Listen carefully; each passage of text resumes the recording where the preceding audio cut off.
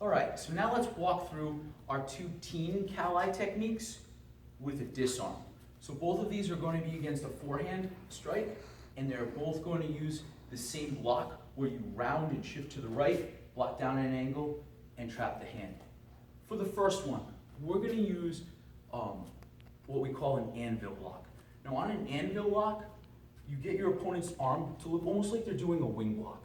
When we're doing this empty hand, you use one hand to pull their hand back behind their shoulder and the other to push their elbow up.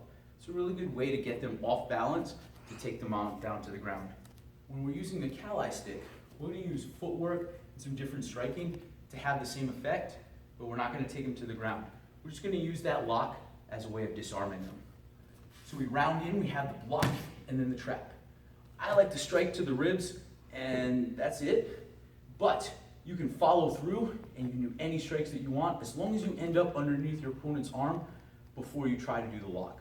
Now my left foot steps forward, not to the 45, almost straight forward, so I'm right beside my opponent. As I do that, I'm going to take their wrist, I'm going to bring it up and back behind their shoulder. I'm going to strike straight up with my Kali stick to help to get the elbow to bend and also position my weapon exactly where I need it for the disarm. I'm going to block, trap, strike. I'm going to move in, bring their hand behind their shoulder as I strike straight up. Now, their arm is going to be over here. The puño of their stick is going to be pointed up, if I did this right. So from here, I'm just going to take my weapon, and I'm going to hook the puño of theirs.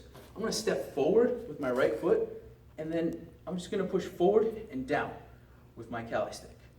Then I release my opponent, clear, and follow up.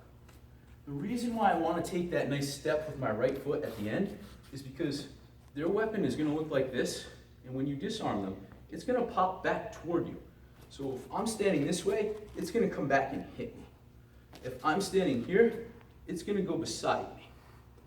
So I like to take that step just to make sure that I'm clear from their weapon when it disarms. Number two. For number two, we're going to use an outside wrist lock for our disarm. Again, we're not taking our opponent down. We just want to manipulate their arm to look like this. So it's the same block and strike. Block, trap, strike. Again, any strikes you want as long as you end up here. For this one, I'm going to need a little more space, so I am going to move to the 45. As I move to the 45-degree angle, I'm going to strike up with my Kali stick, similar to the previous technique, but not as high. And I'm going to manipulate my opponent's wrist so their palm is up and their elbow bends toward me. So I'm going to come in here. Now I'm just going to take the tip of my weapon and I'm going to hook the puño of their stick. Their elbow should be on top of my weapon. I'm going to push up with my hand and down with the tip of my weapon. From there, they should almost look like this. So now I can let go of their hand, grab onto my own stick, push forward with the left, pull with the right, and that's going to put the pressure on the puño to disarm them. So lock, strike, move out as you manipulate their arm into the wrist lock position, hook the tip behind the puño, push, pull, clear, follow up strike. And that's the second one with the disarm.